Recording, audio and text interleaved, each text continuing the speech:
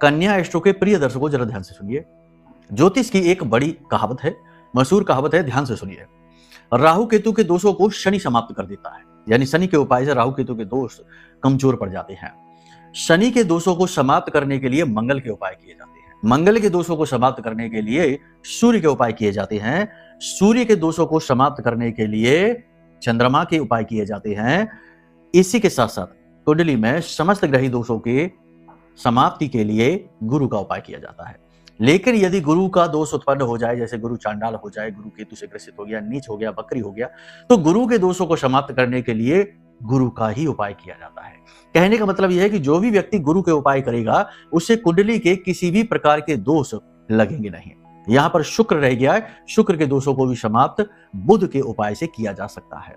ठीक है, तो यहां तक सारी बात आपने समझ ली है। अब इसका मूल क्या है, सार क्या है? मूल सार इसका यह है कि जो भी व्यक्ति गुरु के उपाय करता है उस व्यक्ति के ऊपर किसी भी ग्रह का दोष लगता नहीं है, प्रभाव उनका क्षीण हो जाता है, कमजोर हो जाता है।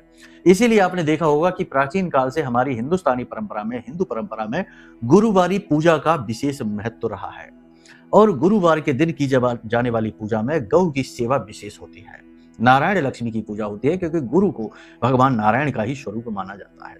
तो आज हम आपको बताते हैं एक ऐसा उपाय जिसे आपने किसी भी गुरुवार से लेकर अगले गुरुवार तक यानी 7 दिनों तक लगातार कर लिया तो आपके जीवन का भीषण से भीषण संकट समाप्त हो जाएगा। जी हाँ, लेकिन इस उपाय को बताने से पहले एक बात आपको जरूर कहना चाहेंगे कि यदि आपकी कुंडली में ही दोष लगा हुआ है तो याद रखिए कि आपकी कुंडली आपके इस जीवन रूपी वृक्ष की जड़ है और जड़ में ही यदि कीड़ा लगा है तो ज्यादा दिन तक पौधा सुरक्षित नहीं रहने वाला, तो जीवन में ज्यादा दिन तक सुख रहेंगे नहीं, टिकेंगे नहीं, आएंगे और जाएंगे।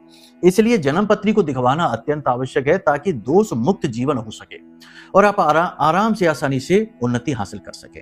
जी हाँ, तो यहां तक सारी बात समझी। अब बात करते हैं इस उपाय की। गुरुवार के दिन आपको कच्चा दूध थोड़ा सा लेना है, थोड़ा सा उसमें शहद मिलाना है, थोड़ी सी उसमें केसर मिलानी है और इस दूध को आपको केले की जड़ में समर्पित करना है।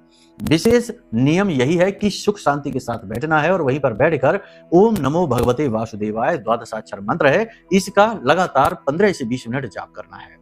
गौ की सेवा करनी है। गौ को हल्दी की लोई, जो आटे की लोई होती है उसमें थोड़ी हल्दी लगाकर वह लोई गाय को खिला देनी है। इस प्रकार से आपको यह पूजा करनी है। विशेष विधि विधान अगले कार्यक्रम में बताएंगे। फिलहाल इसे प्रारंभ करिए, 7 दिन के अंदर अंदर रिजल्ट आपको मिलेंगे। प्रेम से बोलिए जय माई की।